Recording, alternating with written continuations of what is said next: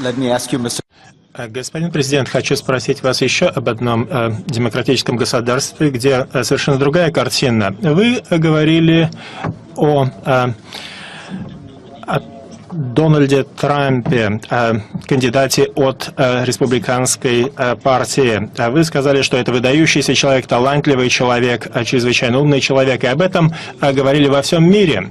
Я хотел бы узнать вот что. Что именно в этом человеке привело вас к такому его восприятию? И уверены ли вы в этом? Вот.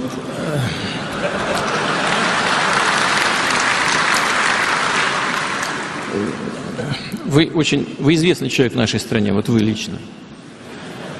И не только как ведущий на одной из крупнейших телевизионных корпораций, но и как интеллектуал. Зачем вы все передергиваете? Вы возьмите, над вами берет верх журналист, а не аналитик. Ну посмотрите, что я сказал.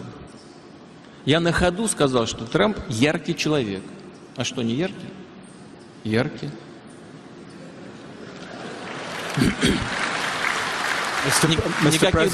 Никаких других характеристик я ему не давал.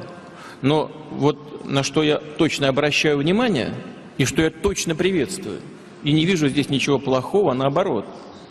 Господин Трамп заявил, что он готов к восстановлению, полноформатному восстановлению российско-американских отношений. Чего здесь плохого? Мы все это приветствуем. А вы нет?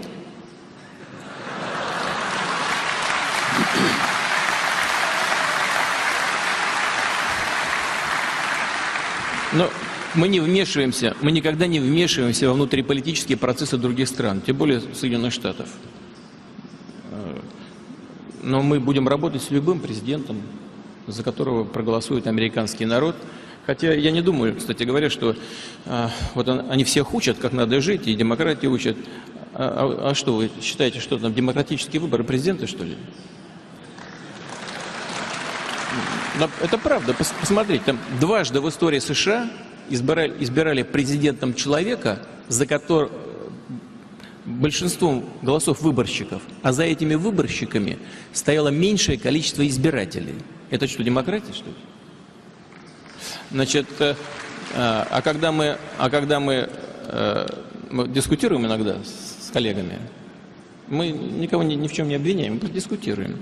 Нам говорят, не лезьте, это не ваше дело, мы так привыкли. Так и хочется сказать, ну да, не лезьте к нам. Чего вы лезете-то? Разберитесь у себя сначала. Но повторяю, действительно, это не наше дело, хотя, по-моему, там даже прокурору отгоняют от участков международных наблюдателей в ходе избирательных кампаний. Американские прокуроры пугают их, что в тюрьму посадят. Вот. Но это их проблемы, они так привыкли, им нравится. Америка – великая держава. Ну, сегодня, наверное, единственная супердержава. Мы это принимаем. Мы хотим и готовы работать с Соединенными Штатами. И как бы там ни происходили эти выборы, в конце концов они состоятся. Будет глава государства, у него большие очень полномочия. Значит, там идут сложные внутриполитические и экономические процессы в Соединенных Штатах. Миру нужна мощная такая страна, как Соединенные Штаты. И нам нужна. Значит, но нам не нужно, чтобы они постоянно вмешивались в наши дела, указывали, как нам жить, мешали Европе строить с нами отношения. Вот. Вот санкции, про которые вы сказали, они касаются Соединенных Штатов? Да никак не касаются. Вообще наплевать им на эти санкции, потому что последствия наших ответных действий, они на них никак не отражаются. На Европе отражаются, а на США никак не отражаются. Нулевой эффект. Но американцы говорят своим партнерам, надо потерпеть.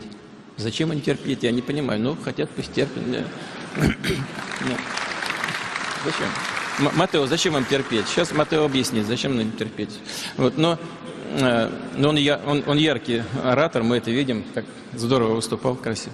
Вот, но я искренне говорю, честное слово, Италия может гордиться таким примером. Правда, конечно, красиво. Но мы никого не нахваливаем. Это не наше дело. Как немцы говорят, не наше пиво туда. Поэтому когда выберут, мы будем работать с любым президентом, которому оказал доверие американский народ. В надежде на то, что это будет такой человек, который будет стремиться к развитию отношений с нашей страной и будет способствовать созданию, строительству более безопасного мира.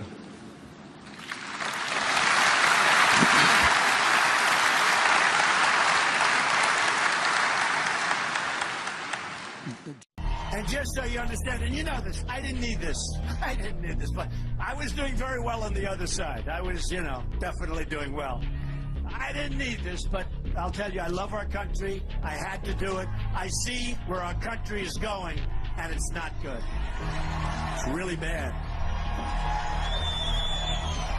My contract begins with a plan to end the rampant government corruption and to put the special interests out of business. It's all about special interests.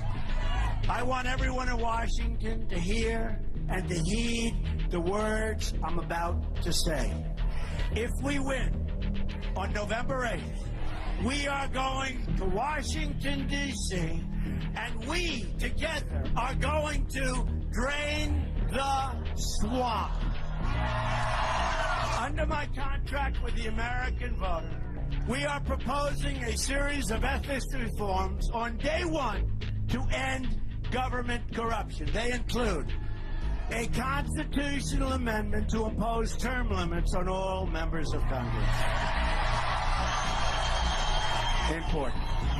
A lifetime ban on government officials lobbying for a foreign government. Do you believe this? They get out, they lobby for it, they make a fortune.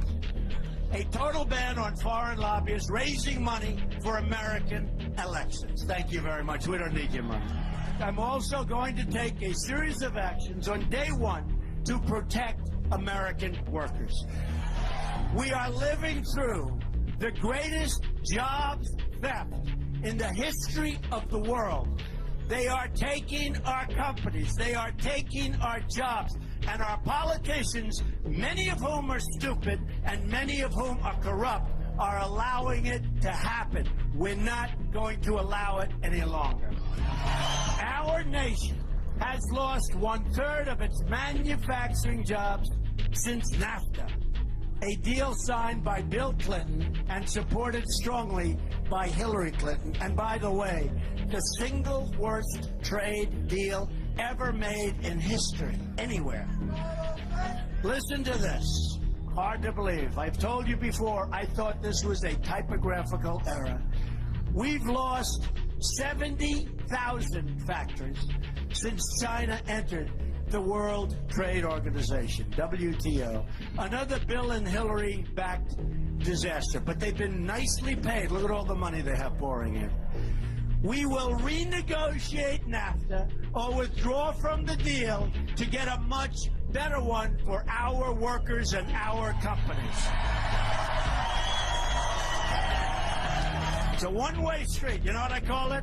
It's a one-way highway right into Mexico. They get our jobs, they get our money, they get our plants and factories. You know what we get?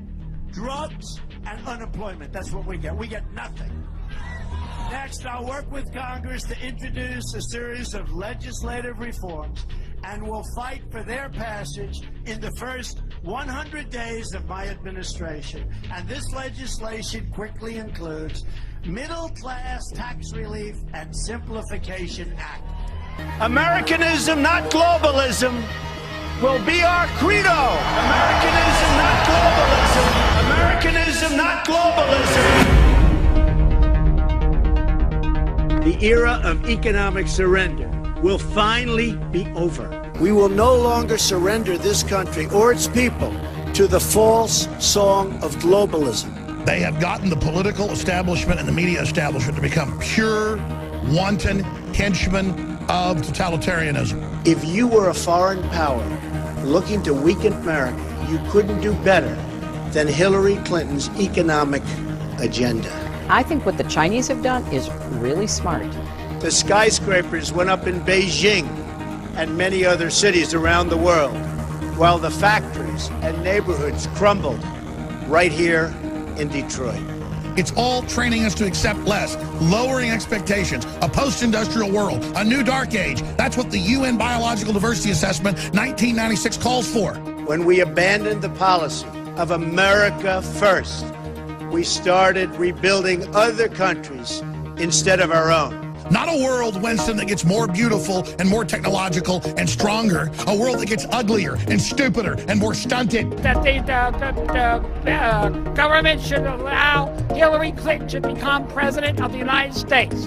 I voted for Hillary Clinton. Well, I voted for Hillary. I guess I have to since I'm working for her as well. You want an image of the future, Winston? It's a boot stomping on a human face forever. Muslims are peaceful and tolerant people and have nothing whatsoever to do with terrorism. Women are treated, discriminated against in all of these countries she took money against. Gays and lesbians are either executed or punished severely. They're mistreated.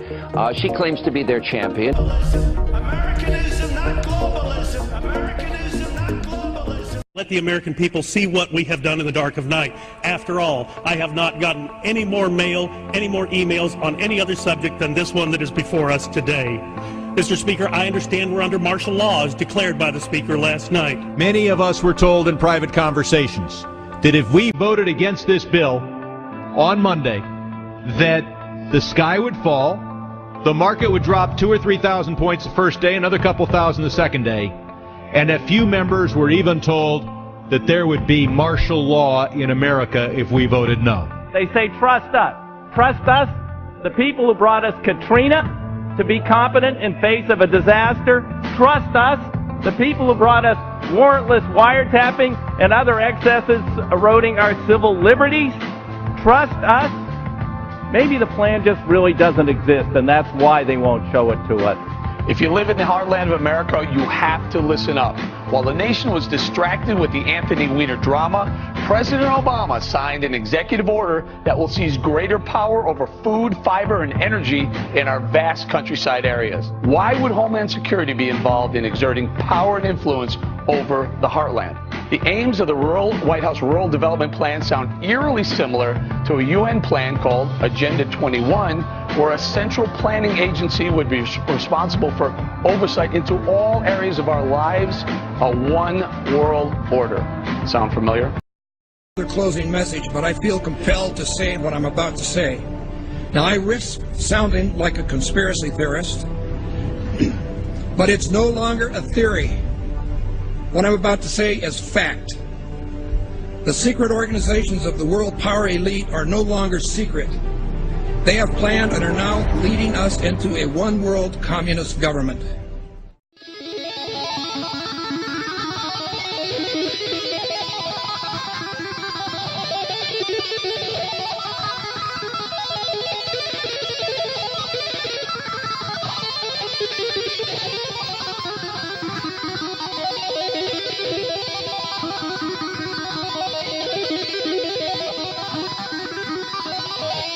Yeah.